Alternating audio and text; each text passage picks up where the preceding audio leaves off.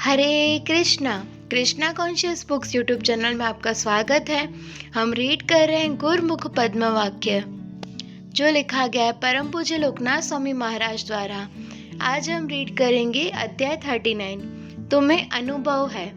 वृंदावन 10 नवंबर 1977। मौसम की जानकारी लेकर तथा अपने वरिष्ठ शिष्यों एवं जीबीसी सदस्यों से व्यवस्थापन का उत्तरदायित्व स्वीकारने का निवेदन करके श्रील प्रभुपाद ने एक दृष्टि से बैलगाड़ी द्वारा तीर्थ यात्रा की पूरी तैयारी कर ली थी। श्रील प्रभुपाद बोले, तो हम कहाँ जाएंगे? उत्तर देते हुए मैंने कहा, पहले मैंने वृंदावन में बैलगाड़ी की खोज की, परंतु मुझे कोई अच्छी बैलगाड़ी नहीं मिली। यहाँ की बैलगाड़ियाँ उबड़ खाबड़ सड़कों के लिए है। फिर मैं मथुरा गया और वहाँ एक किसान से बात की। उसके पास एक बड़ी गाड़ी तथा 2 हट्टे कट्टे बैल थे। उसने 100 रुपये मांगे। मैंने प्रयास किया, किंतु वह इससे कम में तैयार नहीं हुआ। अंत में मैंने 100 रुपये में बैलगाड़ी तय कर ली। आज रात 11 बजे तक वह यहाँ पहुँच जाएगी। मैंने उनसे तुरंत निकलने के लिए कहा, किंतु उनके घर में आज कोई पूजा थी। जिस प्रकार हम गौ पूजा करते हैं, आज उनके घर में बैलों की पूजा थी। वह बैलगाड़ी लेकर 11 बजे तक आ जाएगा और कल पूरे दिन हमारे साथ रहेगा। श्रील प्रभुपाद बोले, तो तुम्हारा क्या विचार है? मैंने पूछा, किस विषय में? श्रील प्रभुपाद बोले, तुम्हारे पास कितनी बैलगाड़ियां हैं? मैंने कहा, अभी तो हमारे पास आपके लिए एक ही बैलगाड़ी है। उसमें आपके साथ आपके सेवक आदि भी बैठ सकते हैं और शेष अन्य भक्त बैलगाड़ी के आसपास कीर्तन कर सकते हैं। परिक्रमा के दौरान हम सब एक साथ ही चलेंगे। श्रील प्रभुपाद बोले, तो हमें कितना पैसा देना होगा? मैंने कहा, एक दिन का 100 रुपये। हाँ, यदि आप लंबे समय तक बैलगाड़ी का उपयोग करना चाहते हैं तो अच्छा होगा कि हम एक गाड़ी और 2 बैल खरीद लें। श्री प्रभुपाद को पूरा विश्वास था कि मैं इस मामले में सही जानकारी दे सकता हूँ कि बैलगाड़ी खरीद लेनी चाहिए या किराए पर लेनी चाहिए, जिसमें किराए में बैलों का खाना तथा चालक का खर्चा भी आ जाता था। तब श्री प्रभुपाद ने पूछा, तो क्या सही रहेगा? मैंने सुझाव दिया, श्रील प्रभुपाद, यह निर्भर करता है कि हम कितने समय तक बैलगाड़ी का उपयोग करते हैं। यदि लंबे समय तक उपयोग करना है तो खरीदना अच्छा रहेगा, और यदि कुछ दिनों के लिए चाहिए तो किराए की गाड़ी अच्छी रहेगी। श्रील प्रभुपाद ने पुनः पूछा, 100 रुपये और खाना? मैंने कहा, नहीं, वह अपने साथ बैलों के खाने की व्यवस्था स्वयं करेगा। श्रील प्रभुपाद प्रसन्न थे। वे बोले, यही ठीक है, मुझे भी यही सही लग रहा था। हाँ, यही उनकी जीविका का साधन है। सामान्यतः वे एक स्थान से दूसरे स्थान पर बोझा ढोते हैं। दूरी तथा बोझे के अनुसार किराया तय होता है, कई बार 20 रुपये, कई बार 30 रुपये या 50 रुपये भी, किंतु अधिक दिनों तक उससे किराए पर लेना महंगा पड़ेगा। श्रील प्रभुपाद, नहीं, यदि अधिक महंगा लगेगा तो हम नहीं रखेंगे। मैंने पूछा, नहीं रखेंगे? श्रील प्रभुपाद बोले, तब हम अपनी बैलगाड़ियाँ खरीद लेंगे। मैंने कहा, अर्थात हम कुछ दिन किराए पर लेकर देखते हैं कि हमारी यात्रा किस प्रकार आगे बढ़ती है, और यदि आपको अच्छा लगेगा तो अपनी बैलगाड़ी की व्यवस्था कर लेंगे। श्रील प्रभुपाद बोले, तो हम कुल कितने लोग जा रहे हैं? तमाल कृष्ण गोस्वामी ने श्रील प्रभुपाद को बताया कि सभी भक्त उनके साथ यात्रा में जाना चाहते हैं। श्रील प्रभुपाद मुस्कुराए, बहुत अच्छा है, तो इसके लिए तुम्हें कितनी गाड़ियाँ लगेगी? मैंने कहा, अभी तो हमारे पास एक ही बैलगाड़ी है। हम चर्चा कर रहे थे कि वृंदावन परिक्रमा के लिए हम सब जा सकते हैं, परंतु यदि हम एक तीर्थ से दूसरे तीर्थ की यात्रा हेतु बाहर जाते हैं तो सबके लिए हमारे साथ आना संभव नहीं हो पाएगा। तब हम निश्चित करेंगे कि कौन आएगा और कौन नहीं। श्री प्रभुपाद ने पूछा, तो तुम कितने दिनों के लिए गाड़ी किराए पर ले रहे हो? मैंने कहा, अभी तो केवल एक दिन के लिए ली है, परंतु यदि सब कुछ सही रहा तो अधिक पैसे देकर हम उसी बैलगाड़ी को कुछ दिनों और अपने पास रख सकते हैं। सहमति व्यक्त करते हुए श्रील प्रभुपाद ने पूछा, वह हमें कहाँ कहाँ ले जाएगा? इस विषय पर चर्चा होती रही। पूरे वृंदावन की परिक्रमा कदाचित संभव नहीं थी, इसलिए अनेक विकल्प उठने लगे। हंसदूत ने सुझाव दिया कि श्रील प्रभुपाद को केशी घाट अथवा गोविंद जी जैसे महत्वपूर्ण मंदिरों में ले जाया जाए। पुष्टि करते हुए मैंने कहा, कम से कम 7 प्रमुख मंदिर हैं। मैंने शिला प्रभुपाद को बैलगाड़ी के विषय में थोड़ी जानकारी देना उचित समझा। शिला प्रभुपाद, किराए की इस बैलगाड़ी के ऊपर कोई छत नहीं है। भक्तों ने सुझाव दिया कि बैलगाड़ी पर अस्थायी छत डाली जा सकती है। भक्ति चारू महाराज ने पुनः प्रश्न उठाया कि शिला प्रभुपाद के गिरते स्वास्थ्य को देखते हुए क्या उनके लिए यात्रा करना उचित रहेगा। उनका क्षीण शरीर उबड़ खाबड़ रास्तों की यात्रा झेल सकेगा या नहीं। इतना ही नहीं, बैलगाड़ियां प्रायः हिचकोले खाते हुए चलती है। यात्रा के दौरान किस प्रकार इसे कम किया जाए, उनके ऊपर भी चर्चा होने लगी। मैंने कहा, गाड़ी के पहियों में टायर लगे हैं, यदि सड़कें अधिक खराब नहीं है तो। शिला प्रभुपाद ने मुझे प्रोत्साहित करते हुए कहा, हाँ। मैंने कहना जारी रखा, जहाँ तक हिचकोले खाने का प्रश्न है, बैलगाड़ी अधिक हिचकोले नहीं खाएगी और हम जब चाहे गाड़ी की गति धीमी कर सकते हैं।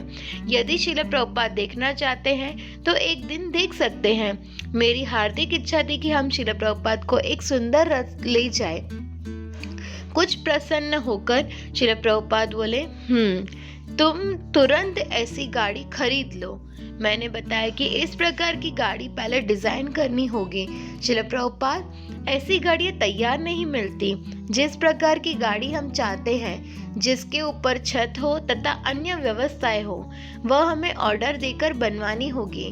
दिल्ली के पास एक स्थान है मेरठ, वहाँ इस प्रकार की गाड़ियां बनाई जाती हैं। शिला प्रभुपाद बीच में ही बोल पड़े, इसलिए मैंने तुम्हें भेजा था। तुम्हें इन सब का अनुभव है। मेरा उत्साह बढ़ा। आपने कहा कि आप पहले एक दिन के लिए देखना चाहते हैं। हम पहले किराए की गाड़ी को कुछ दिन देख लेते हैं और कुछ ही दिनों में हल्की फुल्की बातें अब समाप्त हो गई। गोपाल कृष्ण और हंसूद पुनः विचार करने लगे कि शिला प्रभुपाद के लिए इस प्रकार यात्रा करना सुरक्षित रहेगा या नहीं। परंतु शिला प्रभुपाद का मन कह रहा था कि परिक्रमा करने से उनका स्वास्थ्य सुधर जाएगा। मानो अपील करते हुए उन्होंने कहा, एक दिन की तो बात है, मुझे एक दिन यात्रा करके देखने दो। विश्वास रखो, मैं एक दिन में मरने वाला नहीं हूँ। यात्रा के दौरान शिला प्रभुपाद को हो सकने वाली समस्याओं पर चर्चा होती रही। कुछ लोग यह सोचकर चिंतित थे कि भक्तों को कई घंटे धूप में पैदल चलना होगा। मैं उन्हें अपने गांव के अनुभव बताने लगा। मैं एक गांव से हूँ और हमारे गांव से लगभग 60 मील की दूरी पर पंढरपुर नामक गांव है। आज भी बूढ़े बूढ़े लोग पैदल वहाँ की यात्रा करते हैं। हर एकादशी के दिन वे पंढरपुर जाते हैं, भगवान विट्ठल के दर्शन करते हैं और तुरंत पैदल लौट पड़ते हैं। अंततः सब तैयारी पूरी हो गई और मैंने सबको सूचना दी। आज रात 11 बजे बैलगाड़ी यहाँ पहुँच जाएगी। कल गोवर्धन पूजा है। हम मंगल आरती के बाद यहाँ से प्रस्थान करेंगे। इन सब के दौरान शिला प्रभुपाद का एकमात्र निवेदन था, जहाँ तक संभव हो सके मेरी यात्रा आरामदायक रखना, बस जहाँ तक संभव हो सके। शिला प्रभुपाद का एक सुझाव और था, हम लोग वहीं प्रसाद बनाकर पिकनिक मनाएंगे। अपनी बात कहते हुए मैं बोला, या फिर हम सच्ची पिकनिक मना सकते हैं। घर घर जाकर हम अनाज आदि एकत्र करेंगे और कहीं ठहरकर खिचड़ी पका लेंगे। शिला प्रभुपाद मान गए। यह तो और भी अच्छा रहेगा। यात्रा के दौरान मैं मेरा मत जताने के लिए शिला प्रभुपाद से कहा, तो लोकनाथ, तुम्हारा क्या कहना है? मैंने उत्तर दिया, हम आपको प्रसन्न रखने के लिए प्रयास करेंगे और हम सबके लिए भी यह एक नया अनुभव रहेगा। तब वापस लौटने के विषय में चर्चा होने लगी और स्वरूप दामोदर ने पूछा कि हम गोवर्धन से कब लौटकर जाएंगे। मैंने सुझाव दिया कि यह अच्छा होगा कि हम यह निर्णय वहां जाने के बाद ही लें। इस समय कुछ भी कहना कठिन है, परंतु तमाल कृष्ण गोस्वामी का मत कुछ और था। निर्णय लिया गया कि शिला प्रभुपाद कल ही लौटकर नहीं आएंगे और चूंकि संध्या एवं रात्रि समय ठंडक हो जाता है, इसलिए शिला प्रभुपाद के लिए गर्म कपड़े और कंबल आदि लिए जाए। जितना हो सके यह यात्रा शिला प्रभुपाद के लिए आरामदायक हो, यह चर्चा का प्रमुख विषय था।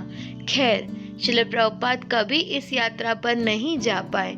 उस दिन देर शाम गौड़िया मठ से शिला प्रभुपाद के गुरुभाई निष्किंचन कृष्णदास बाबा जी उनसे मिलने आए।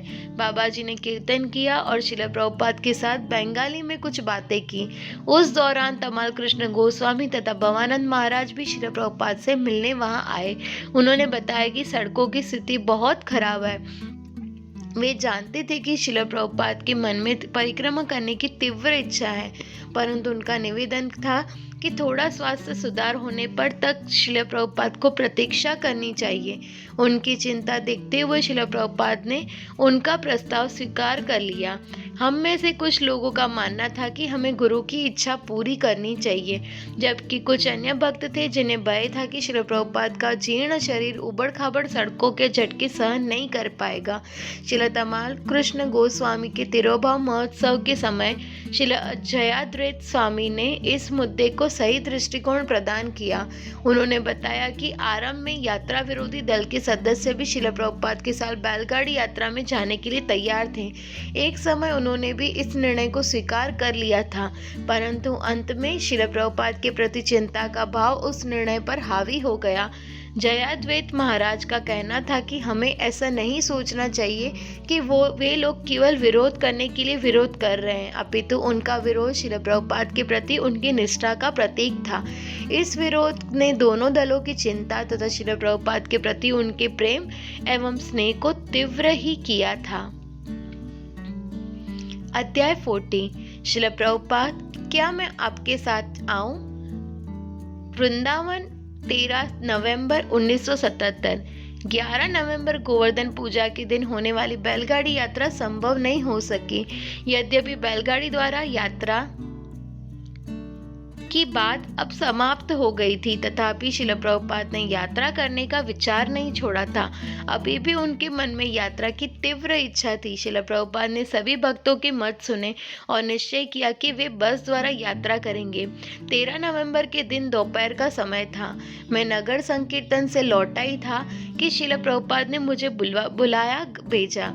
मैं भी उनके दर्शनों के लिए उत्सुक था। मिलकर मैंने उन्हें वृंदावन में बैलगाड़ी पर किए संकीर्तन की जानकारी दी। तमाल कृष्ण ने कहा, श्रील प्रभुपाद, लोकनाथ महाराज आए हैं। श्रील प्रभुपाद, लोकनाथ? मैं, हाँ श्रील प्रभुपाद। धीमे स्वर में श्रील प्रभुपाद ने पूछा, तुम लौट आए?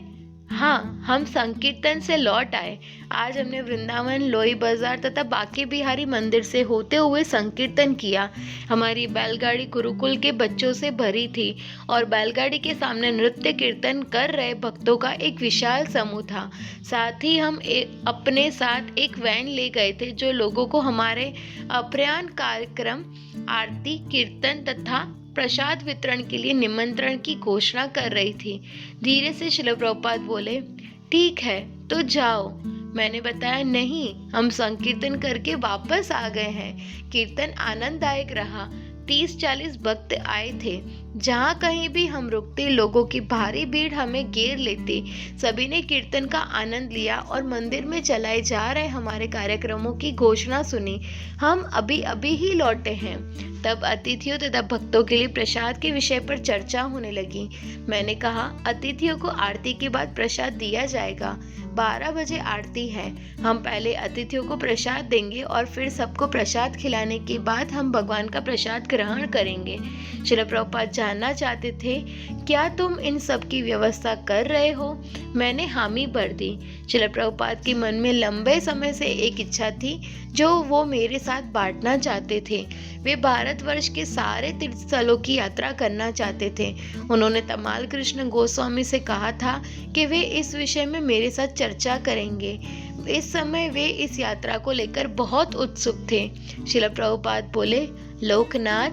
मैं, हाँ श्रील प्रभुपाद, मैं यहाँ हूँ। श्रील प्रभुपाद ने कहा कि उनकी यात्राओं की व्यवस्था करने के लिए भक्तों का एक अग्रिम दल होना चाहिए। मैं श्रील प्रभुपाद के विचार समझ गया। अग्रिम दल? हाँ।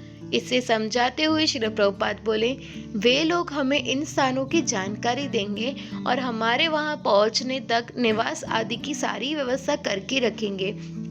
सुबह होते ही हम कीर्तन करते हुए अगले गंतव्य के लिए प्रस्थान करेंगे, जबकि अग्रिम दल उन तंबुओं को उखाड़ लेगा और संध्या हमारे पहुंचने से पहले पुनः हमारे निवास की व्यवस्था कर देंगे।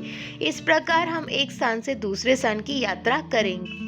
तमाल कृष्ण महाराज ने पूछा कि मुझे श्रील प्रभुपाद की बातें समझ आ रही हैं या नहीं। मैंने कहा, तो अग्रिम दल में कम भक्त होंगे जो सारी व्यवस्था करेंगे, जबकि आपके साथ यात्रा करने वाले भक्तों का समूह बड़ा होगा। श्रील प्रभुपाद की सहमति देखकर मैंने आगे कहा, तो ये अग्रिम दल पहले जाकर स्थान देखेगा और आपके निवास की व्यवस्था करेगा। तब वे आपके दल को सूचना देंगे कि उन्होंने किस स्थान का चयन किया और किस प्रकार की व्यवस्था की है, और जब आप उससे संतुष्ट हो जाएंगे तो आप अपना स्थान छोड़कर उस छोटे अग्रिम दल से जा मिलेंगे, यही ना? तमाल कृष्ण गोस्वामी ने कहा। और जब श्रील प्रभुपाद वहां पहुंच जाएंगे तो वह अग्रिम दल वहां से निकल जाएगा। मैंने कहा, हाँ, अगले स्थान पर तैयारी करने के लिए। यह देखकर श्रील प्रभुपाद प्रसन्न थे कि हम उनकी बातों को समझ गए थे। इस प्रकार की व्यवस्था से मैं पहले भी परिचित था और हमने इसके अनुसार कार्य किया था। जब हम बड़े समूह में यात्रा करते थे तब हम सदैव 2 या 4 भक्तों को आगे भेज देते। इससे प्रमुख दल को निवास आदि की खोज में समय नहीं गंवाना पड़ता। मैंने श्री प्रभुपाद से कहा, और यात्रा करते समय तुम कीर्तन करो। मैंने सहमति व्यक्त की। हाँ, यह अच्छा रहेगा। तमाल कृष्ण महाराज फिर वाहनों को लेकर चर्चा करने लगे। उनका कहना था कि हमें बैलगाड़ियों के स्थान पर अन्य वाहनों का उपयोग करना चाहिए, जिससे श्रील प्रभुपाद को आराम मिले तथा समय की बचत भी हो। उन्होंने सुझाव दिया, हमारे पास ये वॉल्क्सवैगन गाड़ियां हैं, इनमें बैठने के लिए कुर्सियां नहीं है, पीछे पूरी सपाट है। हमारे पास इसमें बिछाने के लिए गद्दे भी है। गद्दे बिछाने के बाद ये गाड़ी बड़े कमरे जैसी बन जाएगी। मैं भी इससे सहमत हो गया और अधिकांश तीर्थों तक अच्छी सड़कें बनी हुई है। अपने प्रचार के दौरान हमने भी तीर्थों की यात्रा की है। जब भी हमारे मार्ग में कोई तीर्थ आता, हम अवश्य वहां जाते। यदि हम अधिक तेज गति से नहीं जाएंगे और हमारा चालक अच्छा होगा तो कोई समस्या नहीं आएगी। चंडीगढ़ से भक्ति चैतन्य स्वामी महाराज एक उपयुक्त वाहन चालक तथा अच्छे व्यवस्थापक थे। तमाल कृष्ण गोस्वामी ने उन्हें श्रील प्रभुपाद की सेवा में नियुक्त किया। श्रील प्रभुपाद सहमत थे। तमाल कृष्ण महाराज ने फिर से दोहराते हुए कहा, कम से कम 4 वाहन खरीद लो, ठीक है? मेरा मत है कि श्रील प्रभुपाद के साथ एक वैज्ञानिक भी होना चाहिए। यह सुनकर सब हंसने लगे।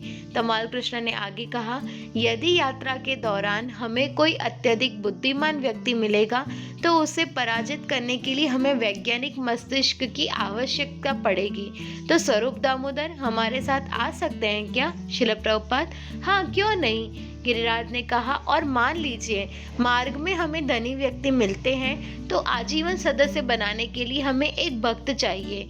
तमाल कृष्ण ने कहा, श्रील प्रभुपाद, गिरिराज भी आपके साथ आना चाहते हैं, आपकी क्या राय है? मैंने भी अपनी नम्र विनती श्रील प्रभुपाद के सम्मुख रखी। क्या मैं भी आ सकता हूँ? श्रील प्रभुपाद, तुम तो पूरे दल के मुखिया हो। मेरा हृदय कृतज्ञता से भर उठा। मेरे पास एक वाहन है। हमारे संकीर्तन दल के सदस्य में उस वाहन में श्रील प्रभुपाद के साथ चलेंगे। श्रील प्रभुपाद जिस नगर या गांव से गुजरेंगे, हमारे दल के सदस्य वहां हरिनाम संकीर्तन एवं पुस्तक वितरण करेंगे। यह सुनकर श्रील प्रभुपाद प्रसन्न थे।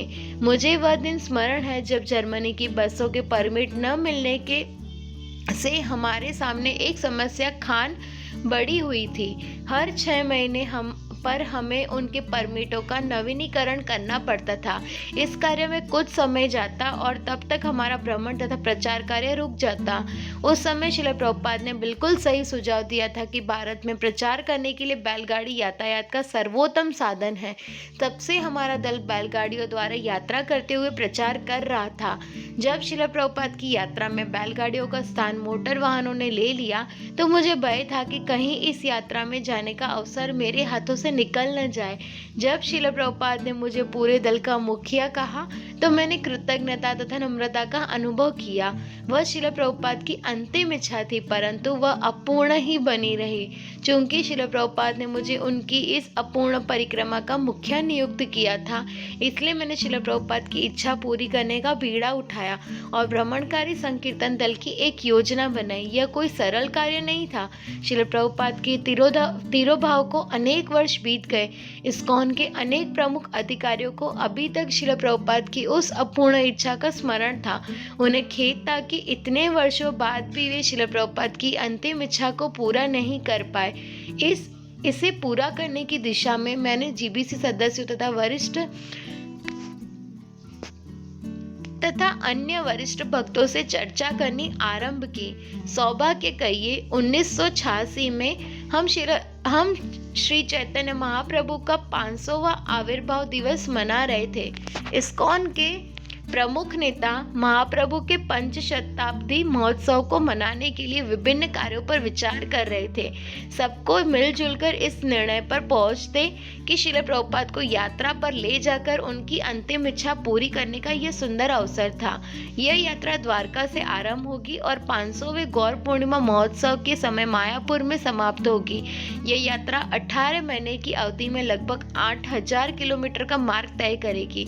जीबीसी सदस्य और वरिष्ठ नेता इस परियोजना का उत्तरदायित्व लेने के लिए किसी प्रमुख व्यक्ति की खोज में थे।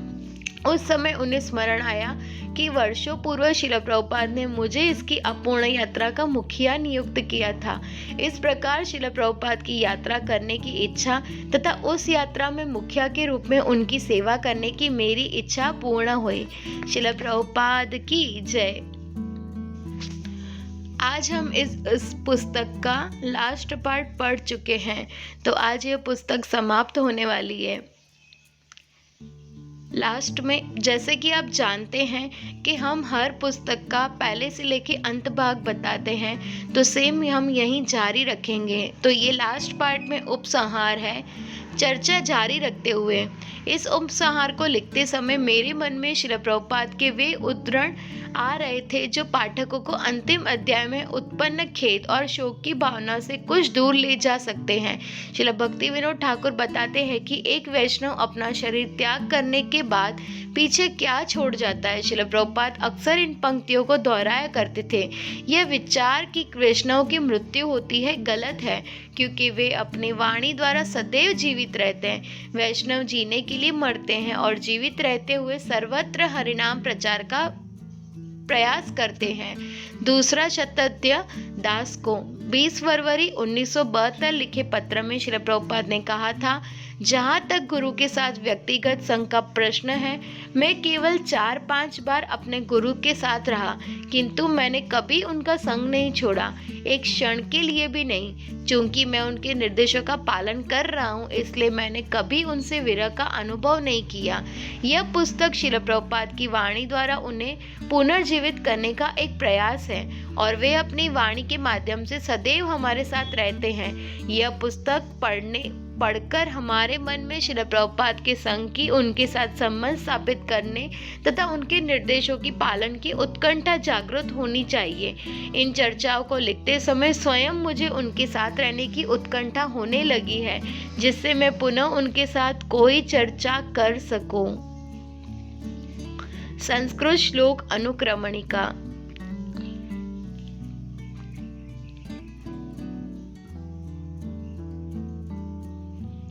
लोकनाथ स्वामी का जन्म महाराष्ट्र के एक नगाम अरावड़े में हुआ। वे सन 1971 में इस्कॉन बम्बई के सर्वप्रथम हरे कृष्ण उत्सव के दौरान पहली बार शिला प्रभुपाद से मिले। शिला प्रभुपाद के आरंभिक भारतीय शिष्यों में से एक लोकनाथ स्वामी को सन 1972 में हरिनाम दीक्षा प्राप्त हुई। उन्होंने इस्कॉन जू में अनेक प्रकार की सेवाएं की और सन 1975 में उन्हें संन्यास दीक्षा दी गई। सन 1976 में शिला प्रभुपाद के निर्देशानुसार उन्होंने राष्ट्र स्तरीय पदयात्रा का आयोजन किया। बाद में उन्होंने पदयात्रा को विश्व स्तर पर स्थापित किया और उन्हें इस्कॉन पदयात्रा का विभाग का जीबीसी मंत्री नियुक्त किया गया। इस समय वे नोएडा तथा महाराष्ट्र के मंडलीय सचिव हैं और इन क्षेत्रों में विकसित हो रहे इस्कॉन की विभिन्न परियोजनाओं को देखते हैं।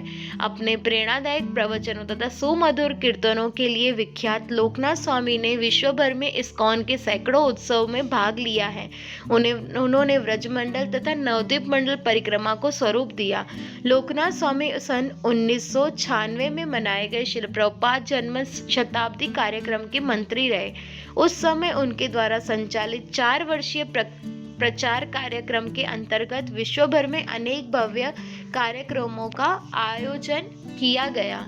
इस समय वे अनेक पुस्तकों पर कार्य कर रहे हैं। अगले वर्ष तक उनके प्रकाशन की पूरी व्यवस्था है। उन्होंने अब तक अनेक पुस्तकों की रचना की है, जिनमें से कुछ है फेस्टिवल्स, मेरे प्रभुपाद और कुंभ मेला। परम पूज्य लोकनाथ स्वामी महाराज की जय। जय श्रील प्रभुपाद। लोकनाथ महाराज की यह पुस्तक शिक्षाप्रद और सजीव है और श्रील प्रभुपाद के प्रति उनके विचार और प्रेरणाएं अत्यंत स्पष्ट हैं। मुझे इस पुस्तक के माध्यम से बहुत ही महत्वपूर्ण बिंदुओं को समझने में सहायता मिली है। मेरा विश्वास है कि यह पुस्तक आप सभी को भी आध्यात्मिक स्तर पर समृद्ध बनाने में सहायक सिद्ध होगी। लोकनाथ महाराज ने इस पुस्तक में न केवल विभिन्न प्रसंगों का ब्यौरा दिया है, अपितु प्रत्येक अध्याय को 3 स्व के आधार पर लिखकर अपनी रचना को अधिक रोचक बनाया है। ये 3 है संभाषण, संदर्भ एवं संस्मरण। इनके माध्यम से उन्होंने पाठकों को श्रील प्रभुपाद की शिक्षाओं से अवगत करवाया है। यह पुस्तक उनके गुरु महाराज श्रील प्रभुपाद के प्रति उनके समर्पण तथा सेवा की अथक यात्रा का प्रमाण है। अत्यंत व्यक्तिगत होते हुए भी प्रत्येक भक्त इससे कुछ सीख सकता है। सरल समावलोचन करते हुए उन्होंने आध्यात्मिक संबंधों के एक ऐसे अनेक रत्नों पर उजागर किया है जो श्रील प्रभुपाद को गहराई से समझने तथा उनकी भावनाओं को अनुभव करने में हमारी सहायता कर सकते हैं। हरिशौरी दास गुरमुख पद्म वाक्य संभाषण, संदर्भ एवं संस्मरण नामक यह पुस्तक श्रील प्रभुपाद द्वारा विशेषतः मेरे एवं अन्य कुछ शिष्यों, अनुयायियों तथा शुभचिंतकों के साथ वैचारिक विनिमय करते हुए बिताए गए क्षणों को पुनः जीने का एक प्रयास है। वार्तालाप के ये पल विभिन्न विषयों को समझने में अनेक प्रकार से हमारी सहायता करते हैं। इन संवादों के स्मरण के माध्यम से मुझे अपने कार्य को करते हुए अपनी आध्यात्मिक खोज को निरंतर और बढ़ाते रहने की प्रेरणा नए रूप में मिली है। लोकनाथ स्वामी। आज यह पुस्तक यहीं समाप्त हुई है। नेक्स्ट पार्ट में हम देखते हैं हम कौन सी नई पुस्तक स्टार्ट कर रहे हैं जो हमें श्रील प्रभुपाद की ओर और नज़दीक ले जाने का प्रयास करेंगे। तब तक के लिए वांछा कल्पतरुभ्यश्च कृपा सिंधुभ्य एव च पतितानां पावनेभ्यो वैष्णवेभ्यो नमो नमः। श्रील प्रभुपाद की जय। परम पूज्य लोकनाथ स्वामी महाराज की जय।